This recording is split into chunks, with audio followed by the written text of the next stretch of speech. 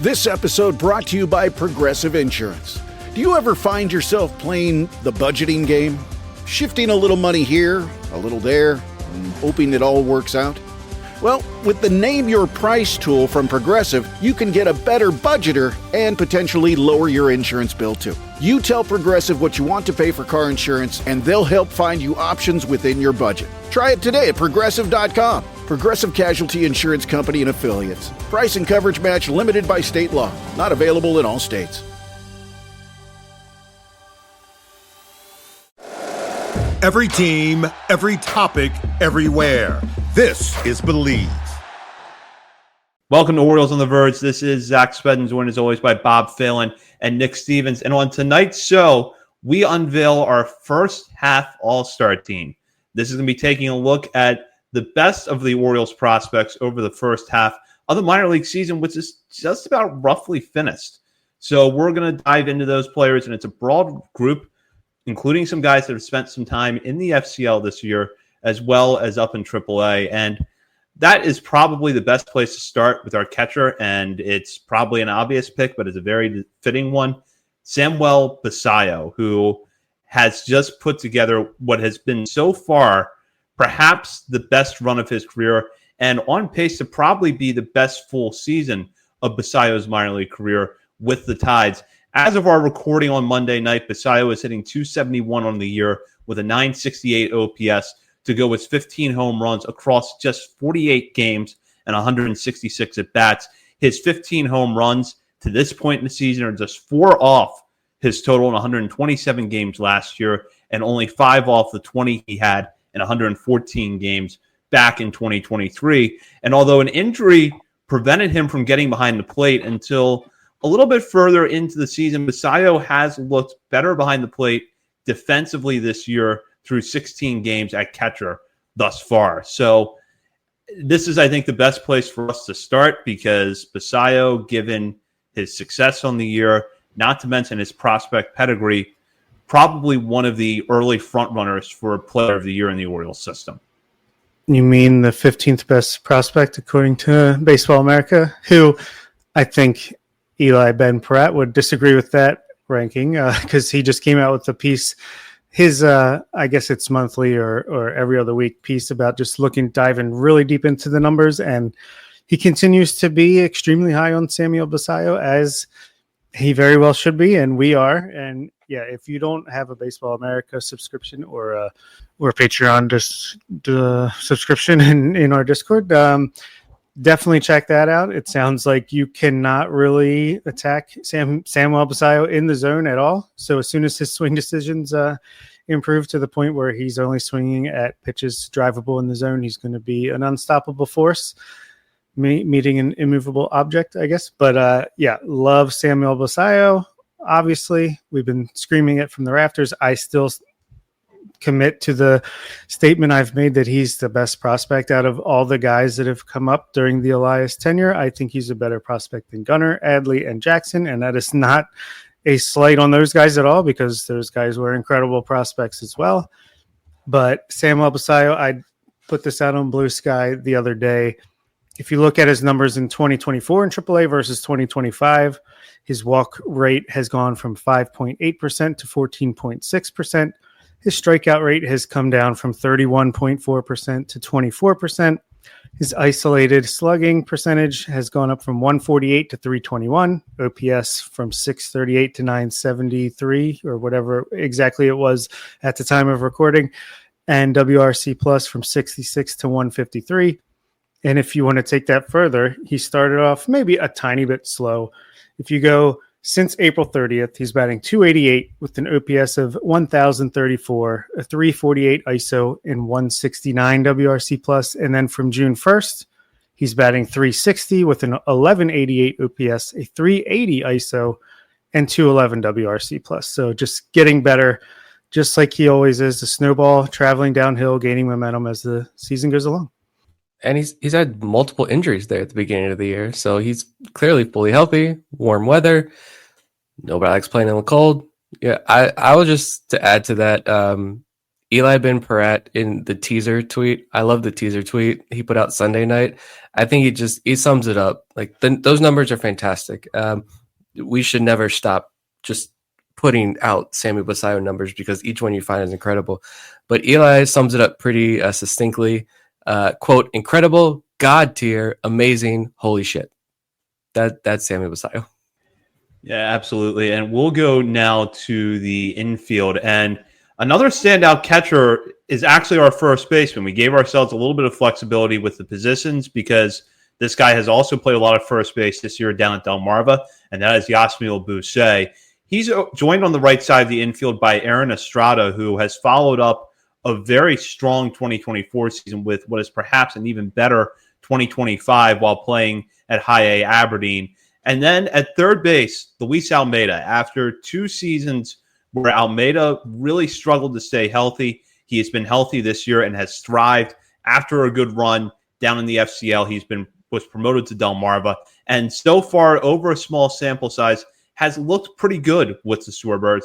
And then at shortstop, Jeremiah Jackson, someone who was not in the system this time a year ago, now signed by the Orioles over the offseason from the Mets organization, began this year at Chesapeake, proved to be one of the steadier bats in a Bay Sox lineup that has really been hit by injuries this year, and then was promoted to Norfolk, where he's perhaps been even a little bit better than he was at Chesapeake. So maybe that's not the biggest prospect name for this list, but certainly a guy that statistically is deserving in Jackson. So just give me your thoughts, guys, on this group of infielders. I think. Go ahead, Nick. Sorry. Like no disrespect, obviously, to Yasmiel Boucher and Aaron Estrada and Luis Almeida. Like we have sung the praises of Boucher many times this year. We have sung the praises that we just did sing the praises of Estrada, I think, last week.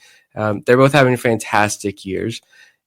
And I think, though, this kind of shows you something that we talked about a lot at the beginning of the year. Coming into the year, it's no surprise that the infield is in the upper levels is kind of weak, to put a damper on this.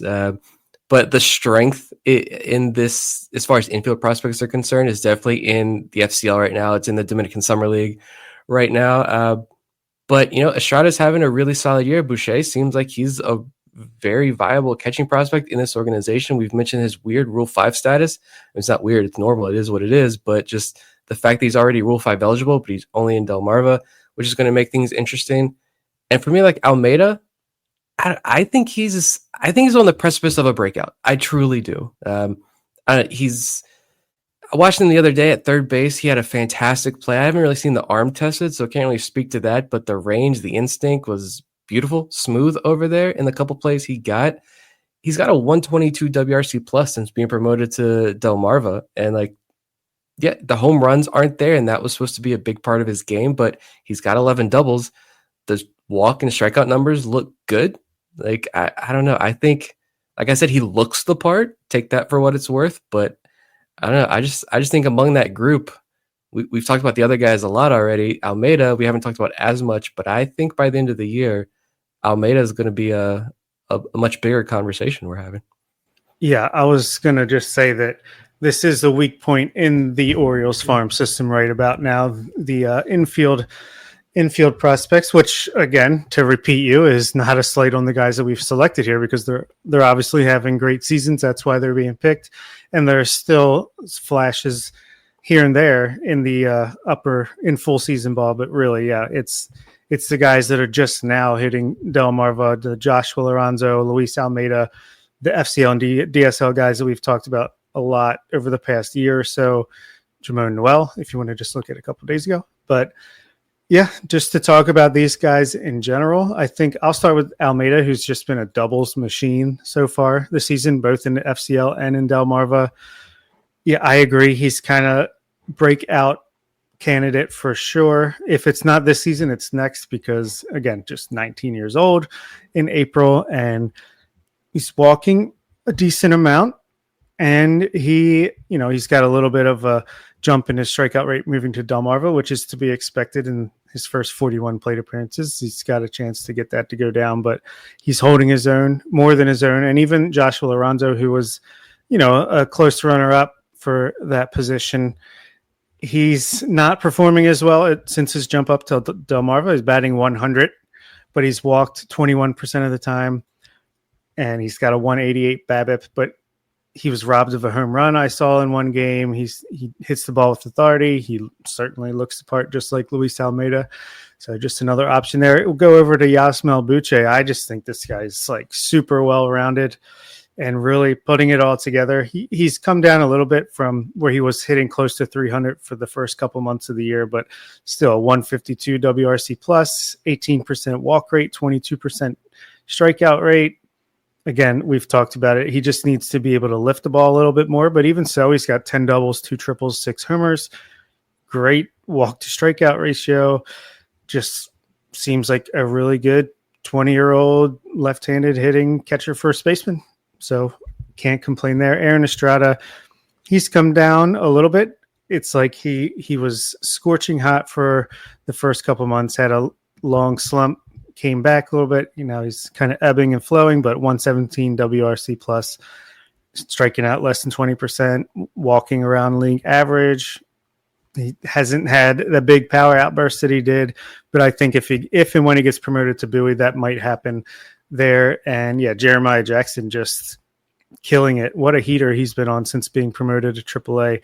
Norfolk batting 364 with an 1119 OPS, 192 WRC plus, only striking out 8.7% of the time. He's never going to walk, but he makes contact. He's kind of like a very poor man's Joey Ortiz, or who knows? I mean, maybe they found something to unlock in a similar way to Joey Ortiz, because he's 25 years old. So he's actually around the age that Ortiz was when he was in the upper minors for the Orioles system. Maybe they saw something when they signed him. I didn't. I just kind of looked the other way when in one ear out the other when I saw that we signed this guy, but maybe they got something. Pull up, you don't have to do it right now, but when you get an opportunity, pull up Jeremiah Jackson's AAA StatCast card. It is, it's fun. I'll say that. It is one extreme or the other, but yeah. Before we move over to the outfield, I do want to mention this. We were just talking about how the infield, I think it's fair to say that it is a weaker group of prospects than it has been in years past. And in fairness, it's really hard to top the group of infielders that were in the system from 2020 up until last year. It's already produced 2 Major League All-Stars. Probably going to have a third pretty soon in Jackson Holliday. Not to mention Joey Ortiz, Connor Norby came out of that group. It's going to be really, really tough to top that. But do you think that it's maybe been a little bit, I wouldn't say deliberate, but do you think it's kind of been a de-emphasis of selecting infielders early in the draft outside of Griffo Farrell last year that has gotten it to this point? Kind of, sort of, in my opinion. I mean, they've obviously had a focus on the outfielders in the past couple drafts, and maybe it's just, I think they like guys up the middle. Maybe just wasn't there. The shortstops, the second baseman, the third baseman with the hit tool that they like, and they just, when they were picking, it happened to be mostly outfielders this time around. So, we'll see how that works out for them. But the pitching obviously is, and we got some picks coming up in a couple weeks here that could turn this around a little bit too. And also the timing of the international product really just humming at this point. They had a lot of infielders there, so maybe they just, lean in on that a little bit. You can never be fully stocked and loaded at all times, especially when you're a winning ball club, but I think they've managed it okay so far. Yeah, I mean, it's, when you hear somebody like John Mioli talk about Griffo Farrell, I remember when we had him on to talk about him in the very beginning of the season, I think his thoughts and opinions kind of match what we said on draft night. Like, he was drafted for the floor, right? And I think that was deliberate at this point. Now that you bring that up, do you need to spend a first round pick on a super high ceiling infielder when you've got Jordan Westberg, Gunnar Henderson, Kobe Mayo, Jackson Holliday, Adley Rutschman, Samuel Basayo on your infield? Like, probably not. Of course, you don't draft for need. You always need every position, but yeah, interesting thought. But yeah, that is a good point to end the infield on with those. Yes, it might be weak down in the farm system right now, especially in the upper levels, but when you're going to have, in a couple of weeks here, you're going to have 3 Major League All-Stars graduated from this list. you're able to use others to trade for starting pitchers. Like, you've done pretty darn well over the last 6-7 years. If your job at a healthcare facility includes disinfecting against viruses, you know prevention is the best medicine. And maintaining healthy spaces starts with a healthy cleaning routine. Grainger's world-class supply chain helps ensure you have the quality products you need when you need them. From disinfectants and cleaning supplies to personal protective equipment, so you can help deliver a clean bill of health. Call 1-800-GRAINGER, click Grainger.com, or just stop by. Grainger, for the ones who get it done. Absolutely. Now we will go to the outfield, where we have 3 players that the Orioles have taken in recent drafts. You go back to 2022 or 2023, Dylan Beavers and Judd Fabian, or no, it was 2022. Judd Fabian and Dylan Beavers, part of that class, both of them putting up excellent numbers in AAA Norfolk this season. They are in our outfield, and they are joined by Nate George, who has shot up the prospect rankings with a really strong year, beginning at the FCL. Now he's up in Delmarva, and so far over the first couple of weeks with the Shorebirds, looking very good at the plate. Now, Beavers is banged up in AAA right now, but when he's been healthy, he's been very productive. And Fabian has put together, I think, what has been a reasonably successful year, hitting for power. He's cut the strikeouts down a little bit, still walking, still making highlight reel play after highlight reel play in center field. So this, to me, is probably not the total highlight of this roster, but this is a really, really strong group. Very strong group. And there's even guys behind these guys that, we talked about Bradfield. He's still got the same upside we've talked about. He's been hampered with some slight injuries and not exactly firing on all cylinders. I think Nick did a good job on our bonus minor league recap this week talking about Bradfield. And if Trimble's healthy, he seems like he's talented. Tavian Jersenberger, et cetera, et cetera. And again, the international crop's coming down from the lower minors. But man, I'm all in on Nate George, especially after being able to watch him play on camera night in and night out. Guy plays like his hair's on fire, and I love it. Like, his energy is unmatched. And yeah, you can just feel how bad he wants this. He wants to be like this superstar player. And so far, I'm going to say he has been. I mean, just turned 19 years old and is just doing everything right, throwing out runners with his arm, making plays in the outfield, stolen a bunch of bases, and his percentage has gotten better as the season's gone on. Hitting for extra bases, hits a home run. He's running like he's going for an inside the Parker, but it clears the right center field wall. Hits a triple the same exact way later in that game. I mean, he's just thrilling to watch play baseball, and I think our next prospect top 50 update is going to you'll see where I have him then.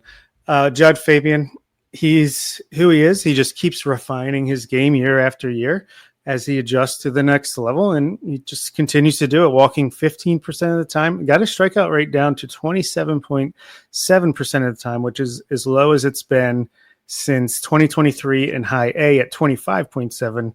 It was at almost 41% in AAA last year, so clearly cutting down on the swing and miss. He's always going to have a low batting average, but on base, 336. That's really solid. Slugging, 449. Plenty good. With that incredible defense that we've talked about a lot. He's going to be a major leaguer for a long time. And yeah, you got to love what he's been able to do. I think a post-trade deadline is when you'll see him make his major league debut, and he'll probably struggle for the rest of 2025 at the major league level, but I expect him to continue to do what he does and make adjustments in the offseason and have a pretty productive 2026 season for the Orioles. And Dylan Beavers, I mean, we can't say enough about how much he's developed between 2024 and 2025. He's just walking more than ever, striking out less than ever. He's started hitting a couple home runs before he got hurt. Like this past week, he's doing it all. And he seems like that 5-tool right fielder that the Orioles had so long with Nick Markakis. I think I see a similar trajectory there, but unfortunately he's got to stop running into things. Him and Colton Cowser, hopefully they're not in the same outfield right next to each other too much, because I could see some disastrous things coming there. But yeah, great outfield crop for sure. Please don't have Dylan Beavers and Colton Cowser ever room together. I'll say that. Yeah, Fabian, like 12 home runs, second most in the International League. Only Carson McCusker has more at 14. That's a creative player. I think Fangraphs has a blip on their leaderboard there. Seventh highest walk rate in the International League and top 25 in WRC plus. The only thing with Fabian, honestly, at this point is like, what's up with the stolen bases? He had 31 2 years ago. And granted, those are like lower level minors numbers where the catchers aren't that good. But he had 31 stolen bases 2 years ago. Still had 16 last year. He only has 2 this year. He hasn't been caught. So he's only attempted 2 stolen bases all year. I don't know of any injury. He hasn't I don't think he's missed any time this year except for his ended up being paternity leave. Like that was it. So it'd just be another dimension to his game. It's not like because he's not stealing bases. He's doing everything else, like Bob just said, better that we know that he does. Beavers, nothing really else to say there. It's just he's 5th in the International League in WRC plus and has the 10th best strikeout rate in the International League. And no one in the year of our Lord 2025 saw that coming. And George just watch one game of Delmarva if you haven't. I think you can watch this stuff for free now if you download the Bally app, which is a good reminder for next year to not pay for MLB TV. But watch one Delmarva game. Just do it. And you can watch it on replay. Pick a game, go look at his box score, find a fun game, go back and watch it, and you will fall in love with Nate George. I promise you. That energy, I want 1/100th of his energy to get through my day. This kid is going to be, I feel like he's going to be one of these guys who has more people get to the ballpark and watch him in Delmarva or Aberdeen. You're going to see more and more people be like, I like this kid. And he's going to become, I think, a pretty big fan favorite as he continues to climb up. Yeah, I feel like a lot of times especially if you're at the game in the minors, you're like immediately can spot, okay, this is the best player on this team. And I get that energy from Nate George, and he's a 19-year-old who just showed up in Delmarva. Without a doubt. And we'll wrap up our group of position players with our designated hitter, and that is Creed Willems. Now, Willems has cooled off a bit since his really hot start to the season, but he's still putting together what might be his most well-rounded season offensively in his career. 8 home runs this year in 57 games as of Monday with a 248 batting average, 116 WRC plus. And most impressively, his strikeout rate has dropped quite a bit after striking out in 20.5% of his plate appearances last year between high A and double A. He's got that number down to 17.9% this year, while the walk rate has only taken a very slight dip from 10.7% last year down to, actually the walk rate is consistent from last year, 9.4% walk rate last year, 9.4% walk rate so far this year. So Willems getting a lot better behind the plate defensively. We should point that out too, but we also have to make room for Samuel Basayo, so Willems is our DH. Yeah, I mean, the catching group for the Orioles minor league, there's just not even enough praise to go around for what they've done there. And Willems is, I do think I've noticed improvement behind the plate as well, but just the consistency this year has been a nice change of pace, because usually he starts off scorching hot, goes on a cold streak, and then gets promoted and kind of starts the cycle all over again. But he's been pretty consistent. This swing looks a little more under control, and I think it's easy to forget that he's another young 22-year-old, just turned 22 this month, I believe. So, young catcher who could be in AAA by the end of this year. Yeah, I mean, he's making more contact than he pretty much ever has since he was in rookie ball. He's swinging and missing way less than he has been. Yeah, he's hitting a cold slump right now, sure. But you zoom out and you look at the overall numbers, he's still putting up a career best season right now. Career high 248 batting average. You're like, all right, but this is a catcher. He's still got a 775 OPS. I thought maybe you'd see a little bit more home run power from him down there in Bowie, but when he's striking out even less and maintaining the high walk rate and doing everything else so much better, I'll take a little less power out of that bet. And I would love to know, again, same thing. I would love to know the work behind the plate, from a pitcher's point of view. When they get to work with that group of catchers that's in AA, we had Keegan Gillies talked about it a little bit when he was on the show with us a couple weeks ago. Like that's got to be fun for those pitchers in Double A to have. It doesn't matter who you've got behind the plate that night. You've got an outstanding defensive catcher, but I'm not ready, but I am ready to have that conversation about Creed. Do you trade him? Do you keep him? Is he protected? I am ready to have that conversation and anxious to see what the Orioles decide to do with him this year. We'll move on now to our starting pitching. And I think that with the season the Orioles have had in the minor leagues, the pitching has really been what has stood out so far this year. And that is best shown, I think, through these 4 pitchers that we chose as our starters: Braxton Bragg, Trey Gibson, Nestor Herman, and Michael Ferret. Now, the way we put this roster together was that the 3 of us each submitted our own roster, and then whoever had the most mentions on a list was a player that we chose. This is the only area where we actually split. I had Levi Wells over Ferret in my rotation. Bob and Nick chose Ferret, though, and that's why he is on this list. And it's a very, very tough call, and I'll get into my thoughts about it a little bit more.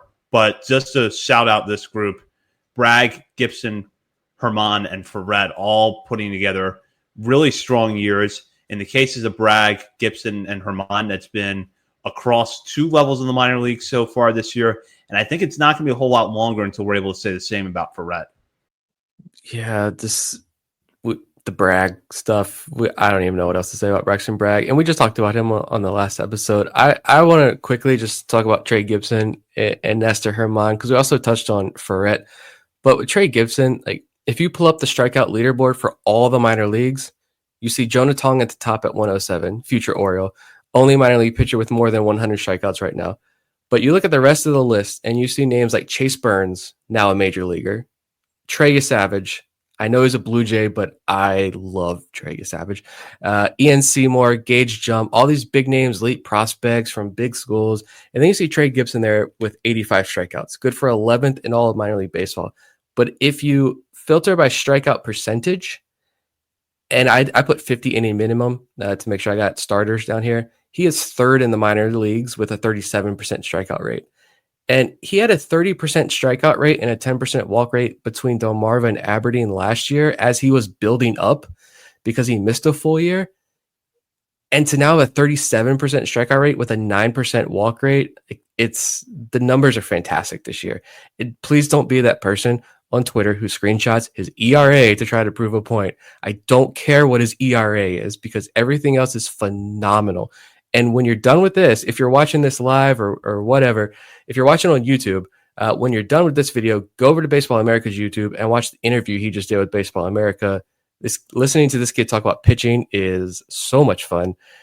I said the other week when we talked about Gibson, like I don't think people truly understand how dominant his stuff is, and I'm going to keep saying that all year because his stuff has been phenomenal, and he's even better this year. And with Herman, I just think Herman is getting kind of overshadowed and underappreciated a bit. Strikeouts are down, walks are up since going up to Double-A, yeah, but when you have these breakouts like Gibson and Bragg and even Ferret are having, Herman it's been hit or miss. He's had a couple of starts in Double-A that didn't go very well, but he also has outings where he went 5.2 shutout innings twice. He has 6 shutout inning performance. And in those 3 starts, he has 16 strikeouts to just 4 walks.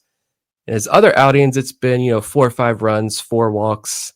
Strikeouts maybe haven't been there, but that could be maybe just the command isn't there that night. He had one of those outings in Aberdeen this year too, where you could just tell from the start he had no command, and it spiraled from there. You obviously don't want to see that consistently, but maybe it's a combination of he has one of those nights since he's been moved up to Double-A, and you don't know what guys are working on. Like it could be tonight, hey, you're throwing a fastball to this spot in this count every single time, and opposing hitters are going to pick up on that. He could still walk off the mound and they could say, you did a fantastic job tonight. You gave up 4 runs, but he did exactly what he was told all night long. We don't know. And so I think it could be a mixture of both, but on some nights, but when I see those good starts that he's had in Double-A have been phenomenal, the kid can do it. And so I just think he kind of is going under the radar a little bit this year because of that. And we have other guys breaking out as big as they are. Yeah, the pitching in this organization, it's so exciting right now. Yeah, I predicted over on the Discord today that Trey Gibson, Michael Ferret, Braxton Bragg are all going to be top 100 prospects before the 2026 season. and we'll be sitting here complaining, why isn't Nestor Herman the fourth one on that list? Because these guys are just absolutely killing it right now. Trey Gibson, like you said, 37% strikeout rate, 9% walk rate. Ferret's 35% strikeout rate, 8% walk rate. Bragg, 33% strikeout rate, 8% walk rate. And Herman, even 28% strikeout rate, 10% walk rate. It's a little bit worse, but like you said, and I completely agree, especially with Herman, that they're probably just working on things that it's what happens in the minors. They don't really care about the results as much as the development. And that's what makes the results for Bragg and Ferret and even Gibson, despite the ERA. That's what makes it so impressive, is because they're doing the same things. They're still just working on things. They might have to spam a certain pitch in a certain count, like Nick said, but they're still getting the strikeouts and the results despite that. So, yeah, it's just beyond thrilling. And we haven't even talked about a lot of other guys that are having good seasons, but this is about the all-stars, and this is the cream of the crop. And I think the baseball world will catch up to this by March 2026. Yeah, I hope so, because there are some pitchers, putting together excellent seasons. And Nick, I think, put it into perspective how good Gibson has been, not just in comparison to other prospects in the Orioles system, but in other prospects across the game. Something that jumps out at me is we did a show, it's only been a couple weeks ago now. And at the time, Gibson and Braxton Bragg were tied for the organization lead in strikeouts. Now, Bragg has been on the IL and missed a start since then. But Gibson is now 13 strikeouts ahead of Bragg, who's in third behind Blake Money, who has 11 fewer strikeouts than Gibson does in 5 or about 4 2/3 more innings pitched this year. So that shows you, kind of puts into perspective how good Gibson has been with the strikeouts. And honestly, if we had to put together a list of, let's say, 7 or 8 starting pitchers from this system, I think you could have done it and done it with some real credibility. Iber Cartaya has put together a really nice year down in Delmarva after a tough start. Evan Yates has been really solid. Cameron Weston is settling in on his own at AAA and pitching really well. So there's a lot of guys that we didn't include here that I think we easily could have based on performance, and it's because these 4 have stood out. Now, I will say for my last spot, I went with Wells over Ferret in a bit of a coin toss. And I think really for me, it's that Wells' turnaround this year has been one of the better stories in the farm system, and I just wanted to recognize that. But I don't think you can really go wrong with Ferret either. Yeah, this is going to be a hell of a rotation. Top 4 with, let's just say, Kyle Bradish sticks around as the ace, and Levi Wells could be your closer that throws 102 miles per hour that we've seen with some other teams enviously in the past. But yeah, Levi Wells, he's at least been, I think he's got more innings than Ferret, so he's got that going for him, but he doesn't have, and again, it's the same exact thing. And Keith Law is still wrong about this. He's not striking out as many guys as the guys that did make our list. But again, he's probably working on specific things, especially in Bowie, Chesapeake, more than any other place we've seen it in years past, where they're more about just throw strikes. We're throwing this pitch for a strike. That's what we're trying to do. So yeah, Levi Wells, another fantastic candidate as well. Yeah. To talk about Ferret again, really quick, just because I know we just talked about him in the last episode, but yeah, that last spot for me was, do I give it to Correa, who's had a really fantastic year? Do I go one of these other arms? Do I go Levi Wells? Levi Wells, has been doing a lot of his work in shorter stints out of the bullpen. Ferret, for me, it was just like, even though he doesn't have the innings, the numbers are off the charts. We just rattled them off on the last episode. And so when he is on the mound, I'll say Braxton Bragg's probably been the most dominant arm down on the farm. I would put Michael Ferret number 2 when he's on the mound. It's kind of hard to compete against a 106 average against a 35% strikeout rate, a 16% swinging strike rate. He's got a called strike plus whiff percentage of almost 34% on the year. And the one thing that I think does stick out, he's dominating, absolutely dominating all year long. He can't throw a first strike to save his life, it looks like, this year. So he's working from behind all year long. And he's like it's a game. He's like, I need a challenge. I'm going to start 1-0 60% of the time. yeah, I think you start getting ahead of guys. What could Michael Ferret do? Like, it's kind of scary to think about. We'll recognize the last player on our roster, and that is our closer, Keegan Gillis. We vented last week about how we wish Gillis would be promoted up to AAA Norfolk because he is more than deserving at this point. He has more than proven himself at AA, but we'll just take a moment now to recognize what he's done. Through 29 innings pitched this season, Gillis has posted a 1.24 ERA while striking out 33 batters and walking just 4. And after struggling a little bit with his command last year at AA, the dip in the walks has probably been the most encouraging thing to come from the 27-year-old right-hander. And although saves really don't matter in the minor leagues and are not an indicator of whether or not someone is going to be a closer down the line, it is worth pointing out that Gillis does have 8 saves for the Bay Sox this season. 8 more than he should have, only because he should have them in AAA. Just absurd at this point. I do not get it whatsoever, and we've talked about it a million times in the past, so we don't have to dwell on that. But when he's been on the mound, he's been absolutely dominant. I know Eno Saris, one of the things he looks at for what is translatable from the minors to the majors is strikeout to walk percentage. I think Gillis passed the test there with like 37 strikeouts to 4 walks or whatever it is. So, yeah, just incredibly impressive. And I would say that even if he wasn't a guest on this show this season. Yeah. You look at the AAA roster, and I don't think it's going to happen. Honestly, Luis F. Castillo has been rehabbing. He's about to return. They, for some reason, traded cash to get him. I think it was the Rates and Barrels where they joked about that. Like, what if this was just a really funny prank? It's not that funny, but what if this was just the Orioles front office saying, "Oh, you want Luis Castillo? You got him. Shut up. Be happy." I don't think so, but it was comedic timing. He's going to be back in Norfolk's bullpen, I imagine, in the next couple of days, maybe this week. And then they just signed whoever Kyle Tyler is. They just signed him. He's now in Norfolk's bullpen. It's frustrating. Yeah. Bring up Keegan Gillis for the love of God, but we've said that 20 times already this year.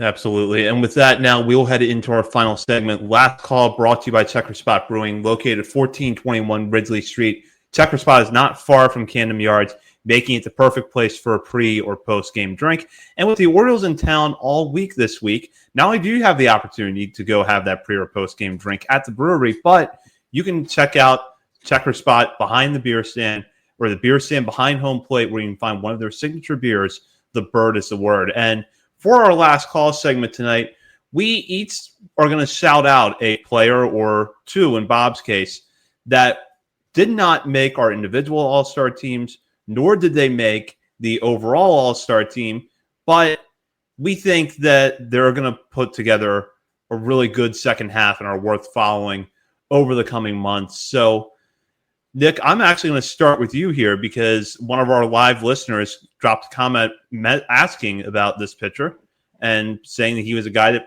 probably could have been in the mix as a starter. Yeah, I considered him. He was actually on my first run through. I had Gangor, and I'm like, Ferret again. Those numbers so dominant. We're talking about a 6'5", 240-pound lefty who has 97 in the tank. So why are we, and when I say we, I mean Orioles fans who follow the minor leagues, the bigger prospect community as a whole, why are we, us ourselves included, why are we not more enamored with this guy? I'm not saying he's going to be a top 5 prospect in this organization next year. I'm not saying he's going to be sitting at the top of a major league rotation or maybe even in the middle of a major league rotation in 2 years. But still, he has a 33% strikeout rate on the year, 183 average against, contact low, swing and miss high. He had 6 walks in his first 2 starts that lasted a total of 2.2 innings. He has 13 walks in his next 10 outings. In his last 2 starts, he's gone 5 innings and 5 1/3 innings with high A Aberdeen after being very carefully eased into the season.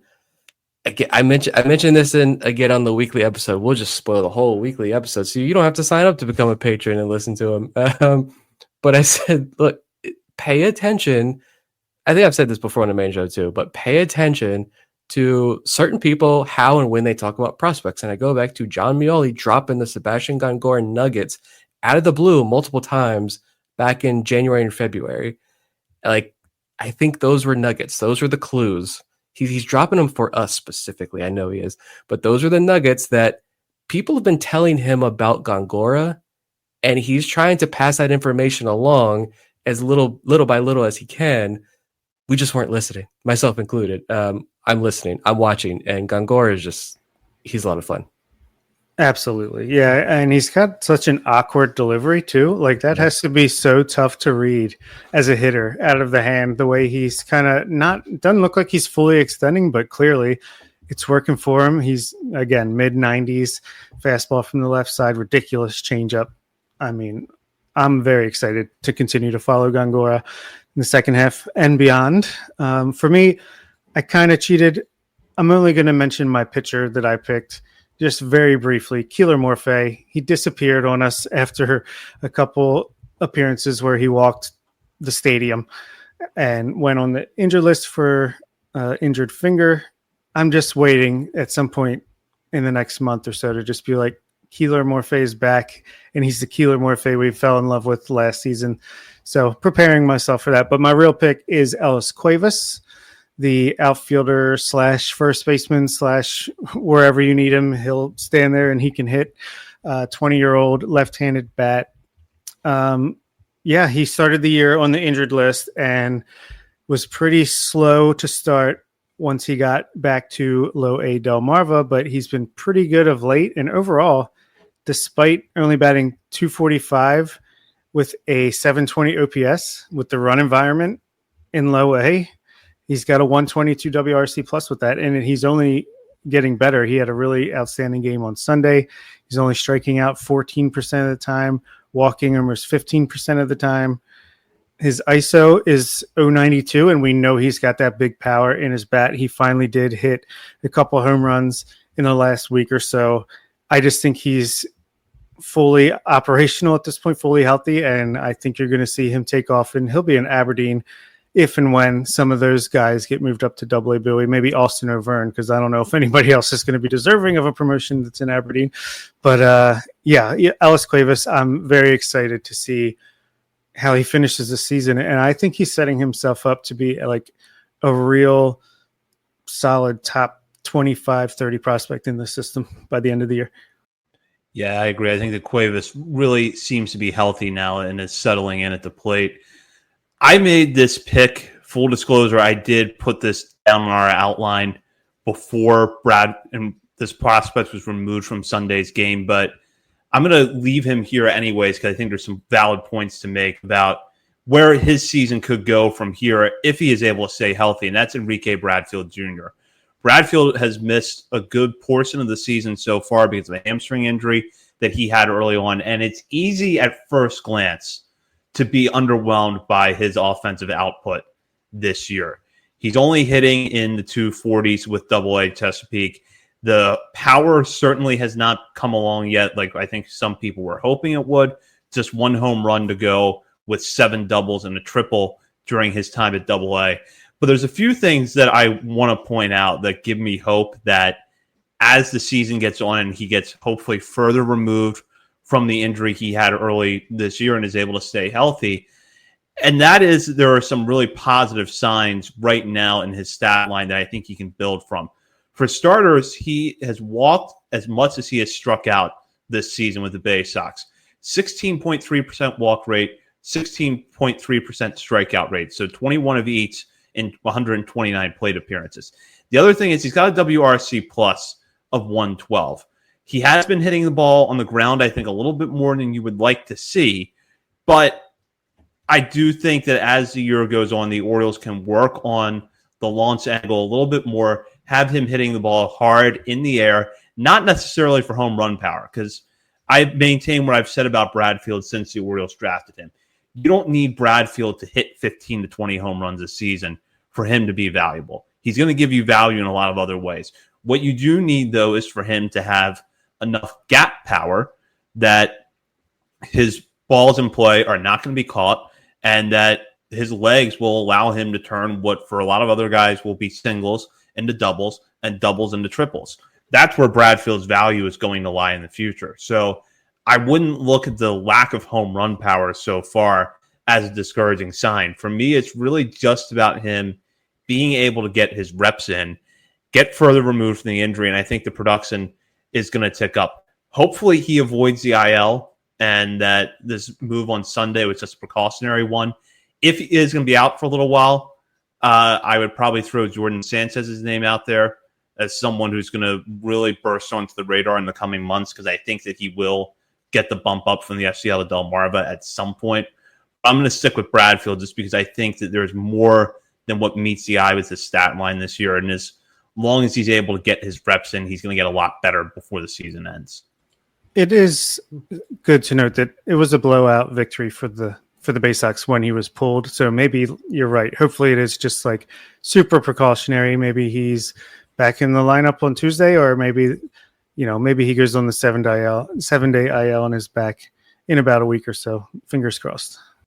Yeah, and it is worth pointing out that this hamstring injury that popped up on Sunday was on the opposite leg that Bradfield had hurt earlier in the year. Hamstring was on his left side that caused him to go on the IL. This was on the right side, so it's not a re-aggravation of the injury he had earlier this season. So fingers crossed that he's able to avoid the IL, because I think the production is going to tick upwards. And for that does it for this show. We will be back next week to break down all of the latest news in Birdland, and we've got some exciting times coming up, because not only are we getting closer to the MLB All-Star break and the trade deadline, but we're also getting closer to the draft. So look for that and a lot more here in the coming weeks at Orioles on the Verge. In the meantime, you can check us out on our many social media channels, including Facebook, Instagram, Threads, X, TikTok, Blue Sky, YouTube, and Twitch. We're also over at Substack, OriolesOnTheVerge.substack.com. And while you're browsing around the internet, be sure to head over to our Patreon community and sign up to become a member today at the $3, $5, or $10 levels. You will have access to bonus weekly coverage from Bob, Nick, and myself, as well as monthly updates to our top 50 prospects list, access to patron-only channels in our Discord chat, and more. For Bob Phelan and Nick Stevens, this is Zach Spedden. You've been listening to Orioles on the Verge, part of the Believe Podcast Network.